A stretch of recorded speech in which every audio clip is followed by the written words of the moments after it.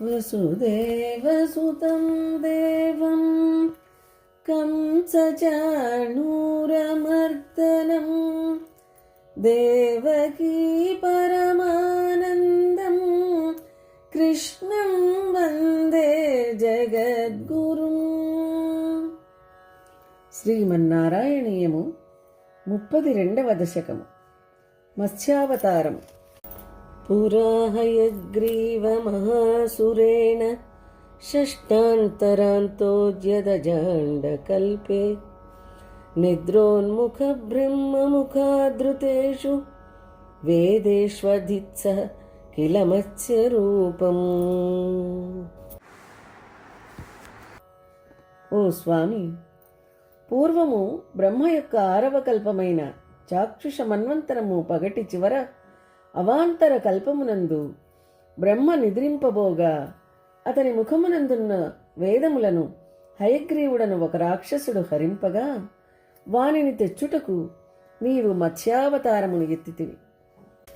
సత్యవ్రతస్య ద్రమిడాదిభర్తు నదీజలే తర్పయత తదానీం కరాంజలౌ సంజ్వలితాకృతి త్వమదృశ్యథా కశ్చన బాలమీనః. ద్రమిళ దేశాధిపతి అయిన సత్యవ్రతుడు నదీ జలములందు తర్పణము చేయుచుండగా విమల కాంతిపుంజమును చిమ్ముతూ ఒక చిన్ని బాల మీనమై అతని దోసిలిలో మెదులుచూ దర్శనమిచ్చినావు. క్షిప్తం జలే త్వాం చకితం విలోక్య నిన్నేంబు పాత్రేణ ముని స్వగేహం స్వల్పైరహోభిః కలసీం చ కూపం వాపీం సరశ్చానసిషే విభూత్వం.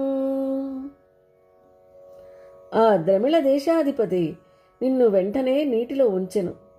కాని పెద్ద చేపల వలన నీవు బెదురుచున్నట్లు అనుకొని అతడు తన కమండలమునందు ఉంచుకొని ఇంటికి వెళ్ళగా అది పట్టక నూతియందు చెరువు యందు వరుసగా నిన్ను విడిచెను.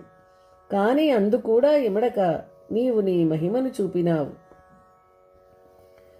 యోగ ప్రభావాద్భవదాగ్నేయైవ నీతః తతస్త్వం మునినా పయోధిం పృష్టో మునా కల్పది దృక్షుమేనం సప్తాహమాస్వేతి వదన్నయాసి. ఆ తర్వాత సత్యవ్రతుడు యోగశక్తిచే గ్రహించి నీ ఆజ్ఞ ప్రకారమే నిన్ను తీసుకుని వెళ్ళి సముద్రంలో వదిలేను. ఆ రాజర్షి తాను ప్రళయమును చూడకోరగా అతని ప్రార్థనచే అతనిని 7 దినములు అచట వేచి ఉండమని తెలిపినావు. ప్రాప్తే త్వదుక్తే అనివారిధార పరిప్లుతే భూమితలే మునీంద్ర సప్తర్షిభిః సార్ధమపారవారిన్ ఉద్గూర్ణమానః శరణం యయౌ త్వాం. 7 దినముల అనంతరము నీవు తెలిపిన రోజు వచ్చినది.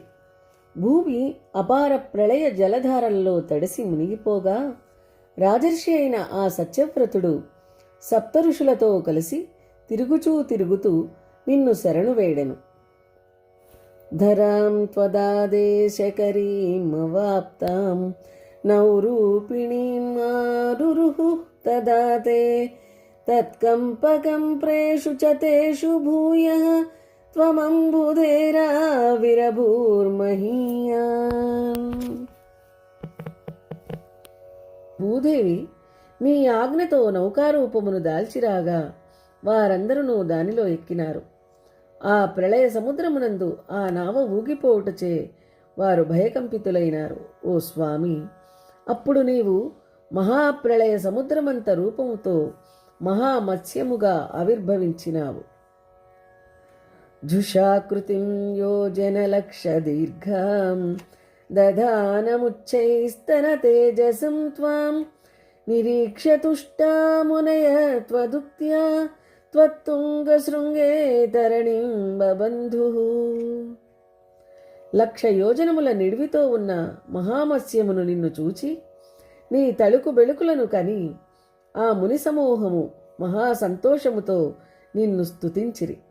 నీ ఆజ్ఞచే నీ కొమ్మును భూరూపమైన ఆ నౌకకు కట్టిరి. ఆ కృష్ణనౌకో మునిమండలాయ ప్రదర్శయన్ విశ్వజగద్విభాగాన్ సంస్తూయమానో నృవరేణ తేన జ్ఞానం పరం చోపదిశన్నచారీ. మహామత్స్యరూపమున ఉన్న నీవు నీ కొమ్ముతో ఆ ప్రళయ జలధిలోని భూరూపమైన నావను లాగుకొని పోవుచు వారికి సకల జగద్విభాగములను చూపుచుంటివి. నిన్ను స్తుతించుతూ ఉన్న సత్యవ్రతునకు జ్ఞానోపదేశమును చేసితివి. ఈ విధముగా ప్రభు ఆ ప్రళయ జలనిధిని నీవు విహరించినావు.